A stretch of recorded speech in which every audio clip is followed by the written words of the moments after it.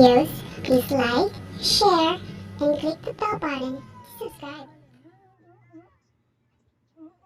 How to top up your Shopee Pay wallet via GCash. Una po natin gagawin ay click po yung Me icon, and then dun po sa My Wallet, click nyo po yung Shopee Pay na icon. So makikita nyo po dyan ngayon yung current balance po ninyo. Right now I have 21 pesos. Click lang po yung top up icon, and then makikita nyo na po yung Shopee Pay top up. So makikita nyo po dyan yung mga amount na available na po, pero meron kayong halimbawa gustong amount na hindi po nakalagay dyan, ito-type nyo lang po dun sa input amount. So right now po, ang ito-try ko po ay 10 pesos. Ayan. And then by default po, seller balance po ang nakalagay dun sa payment. So select lang po natin yon, and then yung payment center e-wallet naman po yung susunod natin para po makita natin yung sa GCash.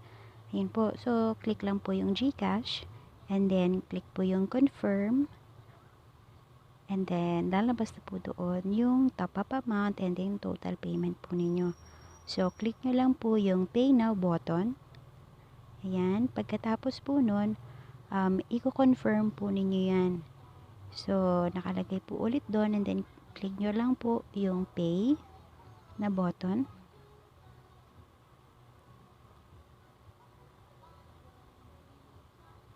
Yan. So, i-redirect po nila kayo sa GCash. So, enter nyo lang po yung mobile number kung saan po nakalink yung GCash account ninyo. And then, click nyo lang po yung next. Pagkatapos po, may marireceive po kayo na verification code. Ayan. Yan po yung authentication code po. I-type nyo po yan doon sa inyong Shopee na app. Balik lang po tayo doon. Okay, so type lang po yung authentication code. Ito po ay for security reasons po, and then after that po, make sure po na tama po yung tina-type ninyo, and then click nyo lang po yung next, and then after that, i-type nyo po yung PIN code po ninyo doon sa GCash.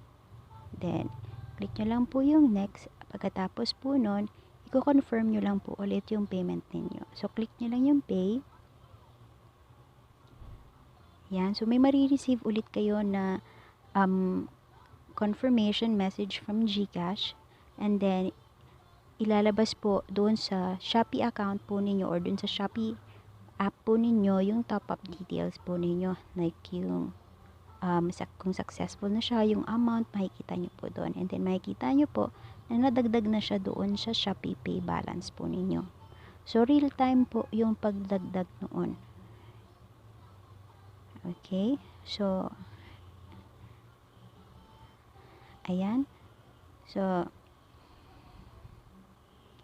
ito po yung confirmation from GCash na naging successful po ito. So, ang gagawin nyo lang po is i-refresh nyo lang po yung app para lumabas po yung current Shopee Pay balance po ninyo.